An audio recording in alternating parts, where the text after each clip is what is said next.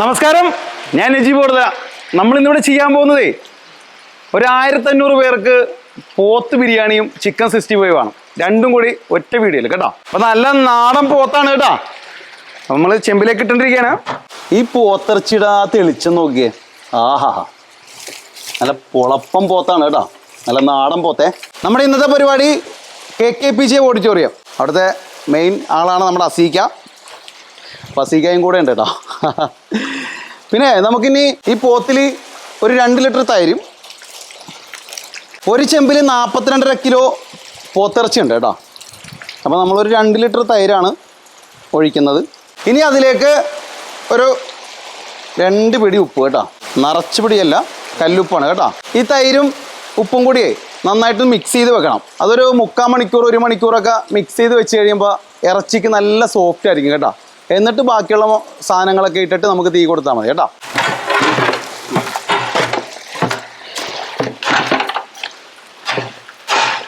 അങ്ങനെ തൈരും കല്ലുപ്പൊക്കെ കൂടിയിട്ട് നന്നായിട്ട് മിക്സ് ചെയ്ത് വെച്ചിട്ടുണ്ട്. ഇനി ഒരു 3/4 മണിക്കൂർ കഴിഞ്ഞിട്ട് നമുക്ക് അടുത്ത കൂട്ടിയിടാം കേട്ടോ.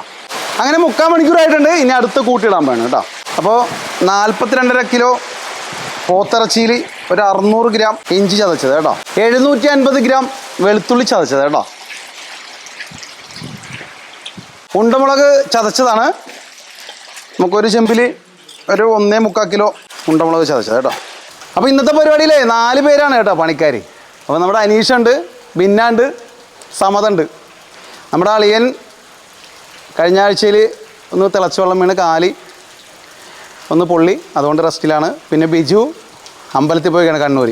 അപ്പോൾ ഒരേ ചെമ്പിൽ നമുക്ക് 1 കിലോ ചെറിയ ഉള്ളി ചതച്ചത് കേട്ടോ. അപ്പോൾ ഒരു ചെമ്പിൽ 10 കിലോ സവാള അരിഞ്ഞത് കേട്ടോ.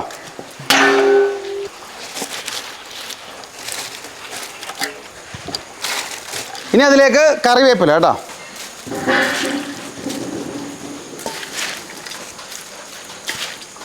ഇനി ഇതിലേക്ക് കുറച്ച് നാരങ്ങ നീരേ. 42 കിലോ ഇറച്ചിക്ക് ഒരു 35 ഗ്രാം മഞ്ഞൾപ്പൊടി മതി കേട്ടോ. ഒരു പാക്കറ്റ് 3 ചെമ്പിലാക്കി ആണ് ഇടുന്നത്. പിന്നെ മഞ്ഞൾപ്പൊടി എപ്പോഴും ഇടുമ്പോഴും വളരെ ശ്രദ്ധിക്കണം കേട്ടോ. അതിൻ്റെ കളർ കൂടിക്കഴിഞ്ഞിട്ടുണ്ടെങ്കിൽ നമ്മുടെ റൈസിന് ഭയങ്കര കളറായിരിക്കും കേട്ടോ. അപ്പോൾ മഞ്ഞൾപ്പൊടി ഇടുമ്പോൾ വളരെ ശ്രദ്ധിക്കണം. ഒരു 1/2 കിലോ സൺഫ്ലവർ ഓയിൽ കേട്ടോ. ഒരു ചെമ്പിൽ ഒരു 2 ലിറ്റർ വെള്ളം കൂടി ഒഴിക്കുന്നുണ്ട് കേട്ടോ. ഇപ്പോൾ നമ്മൾ മിക്സ് ചെയ്യുന്നില്ല, നല്ലൊരു തിള വന്നു കഴിഞ്ഞിട്ടാണ് കേട്ടോ മൊത്തത്തിലൊന്ന് മിക്സ് ചെയ്യുന്നത്. അത്യാവശ്യം നല്ല തിളയെന്ന് വെച്ചാൽ വരുമ്പോൾ തന്നെ അല്ല, അത്യാവശ്യം തിളച്ച് കഴിഞ്ഞിട്ട് മിക്സ് ചെയ്യുള്ളൂ. അപ്പോൾ അത് സവാള പെട്ടെന്ന് ഉടഞ്ഞു പോകത്തില്ല കേട്ടോ. അതുകൊണ്ടാണ്.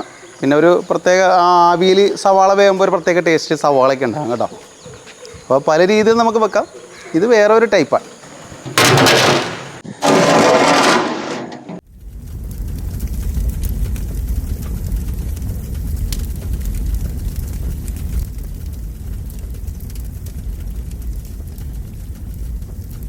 അങ്ങനെ നല്ല തിളയായിട്ടുണ്ട് കേട്ടോ.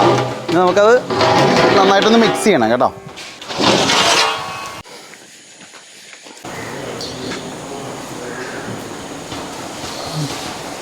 ഇനി അതിലേക്ക് മസാലപ്പൊടിയെ ഒരു 1.5 പിടി വെച്ച് കേട്ടോ. ഇനി നന്നായിട്ടൊന്ന് മിക്സ് ചെയ്യാം.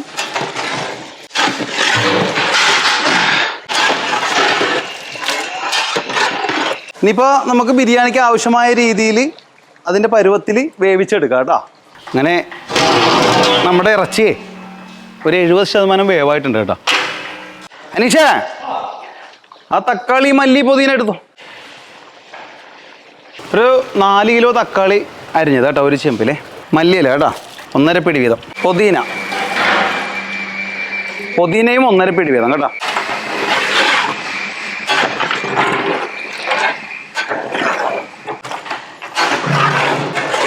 ഈ പോത്തിറച്ചി കൊണ്ടൊക്കെ ബിരിയാണി ഉണ്ടാക്കുമ്പോഴേ, ബീഫും പോത്തിറച്ചിയൊക്കെ കൊണ്ട് ബിരിയാണി ഉണ്ടാക്കുമ്പോൾ നമ്മൾ നല്ല വിറകിലുണ്ടാക്കുമ്പോൾ ഉണ്ടല്ലോ, ഇതേപോലെ ദം ചെയ്യണമെങ്കിൽ, അതായത് പച്ചക്കല്ലാതെ ഇതേപോലെ ദം ചെയ്യുകയാണെങ്കിൽ ആദ്യം ഒരു നല്ല തീ കൊടുത്തിട്ട് പിന്നെ കനലിൽ കിടന്ന് പതിയെ ആവണം കേട്ടോ.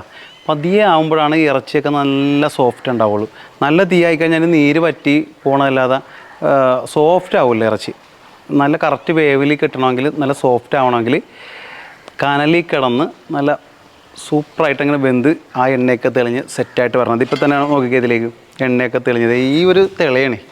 ആ തെളിയിൽ തന്നെ എണ്ണയൊക്കെ തെളിഞ്ഞല്ല സെറ്റായിട്ട് കിടക്കുവാണേ.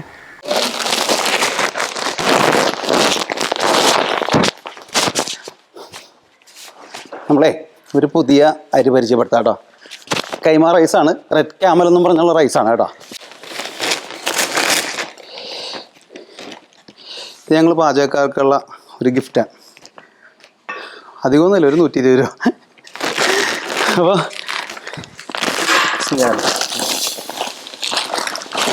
ഇപ്പോൾ ഒരു 30 കിലോനാണ്.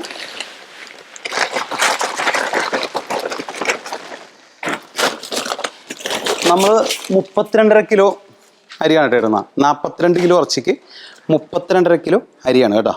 അപ്പോൾ ഒരു 2.5 കിലോ അളന്നിടും. ഇതിപ്പോൾ 30 5-ൻ്റെ ബക്കറ്റിൽ 6 പാത്രം അരി ഉണ്ടാവും. ഒരു അരപ്പാത്രം കൂടി ഇടും, ഒരു 32 കേട്ടോ. നമ്മുടെ അടുത്ത ആഴ്ചത്തെ പരിപാടിയുടെ ടീം വന്നിട്ടുണ്ട് കേട്ടോ, 7-ാം തീയതിത്തെ പരിപാടി. അപ്പോൾ ഒന്ന് സംസാരിക്കാനുണ്ട്. അപ്പോൾ സമതെ ഒന്ന് റൈസിൻ്റെ കാര്യം ഒന്ന് പറഞ്ഞു കൊടുക്കും. നമ്മൾ ബിരിയാണിക്കുള്ള റൈസിൻ്റെ പണി തുടങ്ങാൻ പോകാം കേട്ടോ. സൺഫ്ലവറാണ് നമ്മൾ ഉപയോഗിക്കുന്നത്. ഒരു 30 കിലോത്തിന് 4.5 കിലോ സൺഫ്ലവർ ഉപയോഗിക്കാം കേട്ടോ. അപ്പോൾ നമ്മൾ റൈസ് താളിച്ചാണ് ചെയ്യണത്, എന്നാലേ അതിൻ്റെ ആ സ്വാദ് കിട്ടുള്ളൂ. ഇപ്പോൾ റൈസ് താളിക്കാനായിട്ട് നമ്മൾ പൈനാപ്പിൾ, മല്ലിയില, പുതിന, പട്ട, ഗ്രാമ്പു, കുരുമുളക്, വേപ്പില ഐറ്റംസ് എല്ലാം ഉണ്ട് കേട്ടോ.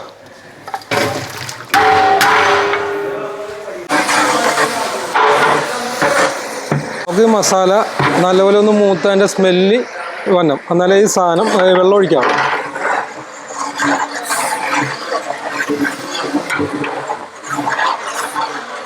അപ്പോൾ നമ്മുടെ മസാല നല്ലപോലെ സ്മെല്ല് വന്ന് നല്ല സ്മെല്ലായിട്ടുണ്ട് കേട്ടോ. നമുക്ക് വെള്ളം ആഡ് ചെയ്യാം. നമ്മൾ ഒരു ബക്കറ്റ് അരിക്ക് 1.25 ബക്കറ്റ് വെള്ളമാണ് കേട്ടോ ഒഴിക്കണം.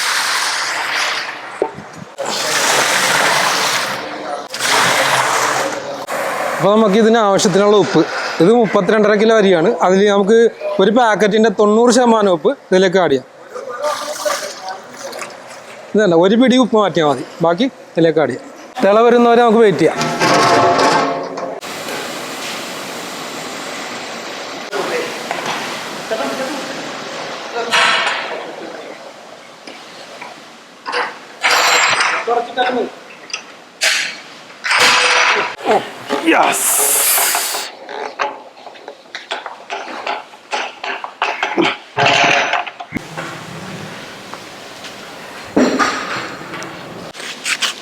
നമ്മൾ കൈമ റൈസിനെ പാലും റോസ് വൈറ്റും മിക്സിങ് ആ എസൻസ് മാത്രമേ ചേർക്കുള്ളൂ കേട്ടോ. ഇത് റോസ് വാട്ടർ ഇല്ലേ, അതിൻ്റെ എസൻസ്, പനനീരിൻ്റെ എസൻസാണ് റോസ് വൈറ്റ് കേട്ടോ. ഇത് നല്ലത് ബുഷിൻ്റെ എസൻസാണ് കേട്ടോ.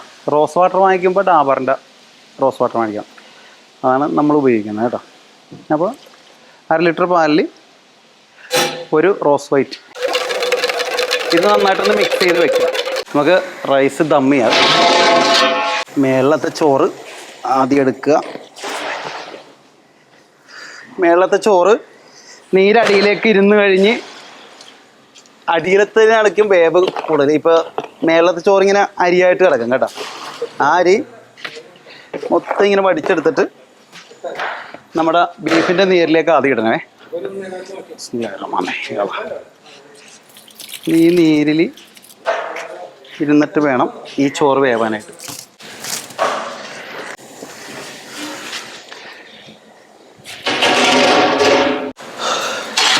അണ്ടി മുന്തിരി സവാള വറുത്തത് കേട്ടോ. ഇത്തിരി എസൻസ് ആയിരിക്കണേ, കുറച്ച് എസൻസേ.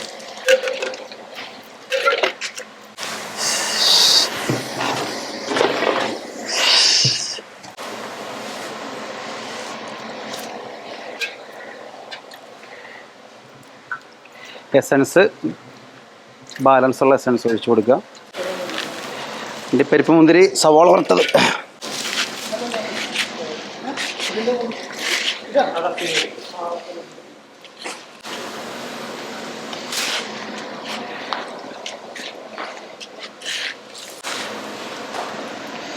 ഇനി അവസാനം 1 കിലോ നെയ്യ് കേട്ടോ.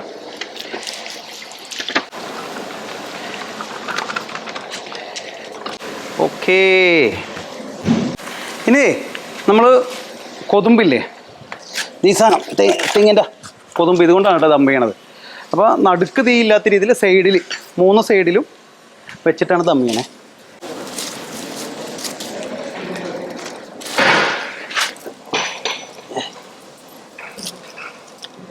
നമ്മുടെ വടുതലയുടെ മുത്താൻ സലീമിക്ക പുതുമന സലീം. ദമ്മിൻ്റെ തീ നല്ലതാണെങ്കിൽ ബിരിയാണി നന്നായിരിക്കും. ദമ്മിലാണ് കാര്യം ഇരിക്കണം ബിരിയാണിയുടെ.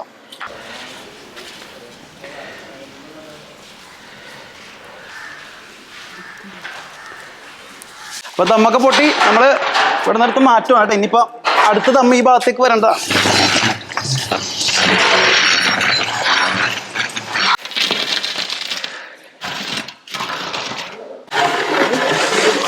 അങ്ങനെ 5 ദമ്മുണ്ട്. പിന്നെ അതുകൂടി ചെയ്യാവേ. ചിക്കൻ 65ൻ്റെ കൂട്ടാണ് കേട്ടോ. അടുത്തോ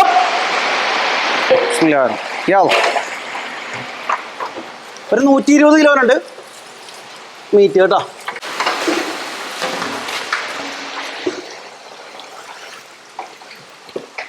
$125 മുട്ട, കോഴിമുട്ടയാണ് കേട്ടോ. ഇഞ്ചി പേസ്റ്റ് 1.5 കിലോ. 1.5 കിലോ വെളുത്തുള്ളി പേസ്റ്റ് ചെയ്തത്. 2.5 കിലോ ഉണ്ടമുളക് പേസ്റ്റ് ചെയ്തത് കേട്ടോ. 5 ലിറ്റർ തൈര്. വറ്റൽമുളക് ക്രഷ് ചെയ്തതാണ് കേട്ടോ, ഒരു 3/4 കിലോ. ഒരു 20 നാരങ്ങയുടെ നീര്.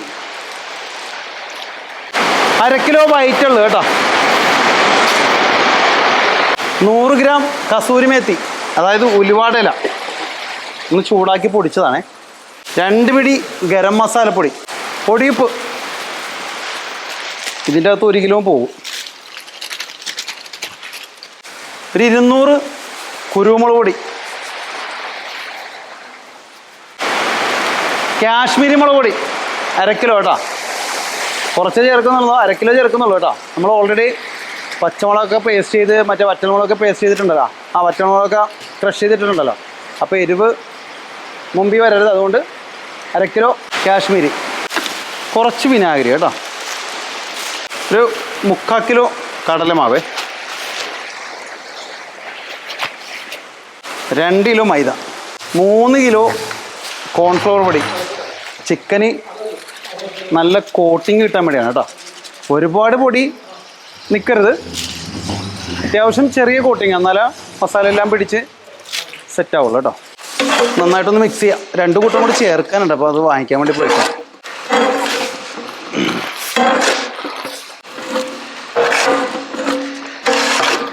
ഒരു 1.5 ലിറ്റർ ടൊമാറ്റോ സോസ് കേട്ടോ. കുറച്ച് സോയാ സോസ് കേട്ടോ. അപ്പോൾ ഇതിൻ്റെ ഐറ്റംസൊക്കെ കഴിഞ്ഞ് ഇനി നന്നായിട്ടൊന്ന് മിക്സ് ചെയ്യുക. നമ്മുടെ 65ൻ്റെ പീസ് വലുതായിപ്പോയി. ഒരു പുതിയ ടീമിൻ്റെ അടുത്ത് നിന്നാണ് അവരെടുത്തത്. ഇത്രയും വലുതാകാൻ പാടില്ല പീസ്. കുറഞ്ഞതൊരു 2 മണിക്കൂറെങ്കിലും മസാല പുരട്ടി വെച്ചിട്ട് പൊരിക്കാൻ പാടുള്ളൂ കേട്ടോ.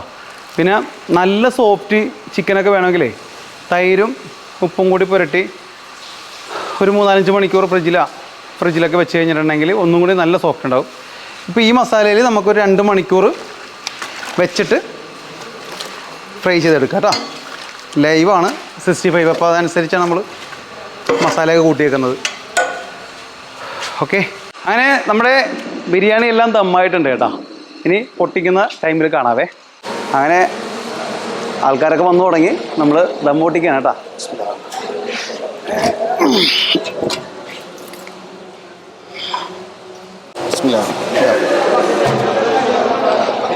ഓ ബേസത്തിലെടുത്ത് കൊടുക്കാം. വേണ്ട, ബേസത്തിലെടുത്ത് കൊടുത്തു. അത് റൈസ് കട്ടറിന്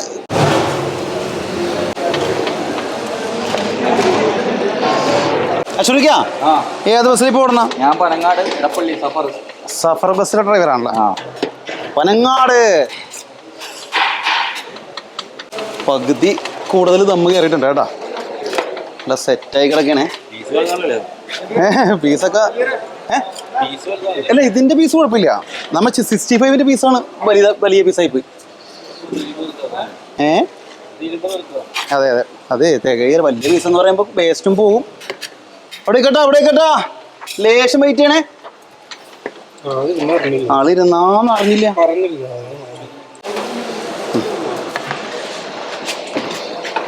അനിഷാ ചേട്ടാ ഒന്ന്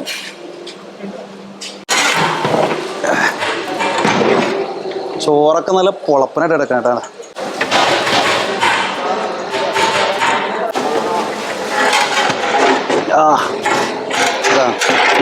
അല്ല നീരൊക്കെ മൊത്തം വലിഞ്ഞ് അടിയിലും കൊണ്ടിട്ടില്ല, സെറ്റായി കിടക്കാം കേട്ടാ. അവിടെ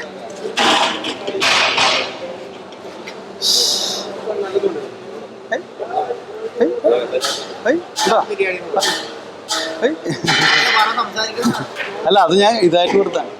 എന്നാ കഴിച്ച് ടെസ്റ്റ് ചെയ്ത് നോക്ക്.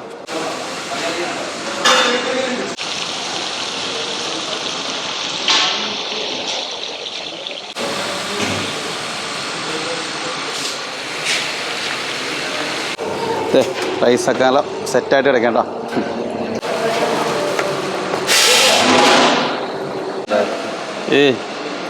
എങ്ങനെയുണ്ട് ഭക്ഷണം? സൂപ്പറാണോ? ഒന്നും പറയാനില്ല. നല്ല ബിരിയാണിയാണ്. നല്ല ബിരിയാണി. നജീബിന്റെ ഭക്ഷണമാണ് നല്ലത്. അതെ, നജീബിന്റെ ബിരിയാണി എന്ന് പറഞ്ഞാൽ നമ്മൾ ഓരോ പ്രാവശ്യവും വെയിറ്റ് ആൻഡ് ചെയ്യണം. കാരണം വെച്ചാൽ വ്യത്യസ്തമായിട്ടുള്ള ടേസ്റ്റ്. ബീഫ് നല്ലോണം വെന്തിട്ടുണ്ട്. അതും റൈസുമായിട്ട് പിടിക്കുമ്പോൾ സൂപ്പർ. ഒന്നും പറയാനില്ല. സൂപ്പർ ബിരിയാണി. അപ്പോൾ അല്ല വെന്ത് നല്ല. അപ്പോൾ നമ്മുടെ വീഡിയോ എല്ലാവർക്കും ഇഷ്ടമായെന്ന് കരുതുന്നു. മറ്റൊരു വീഡിയോ ആയിട്ട് ഉടനെ വരാം. അതുവരെ നന്ദി, നമസ്കാരം.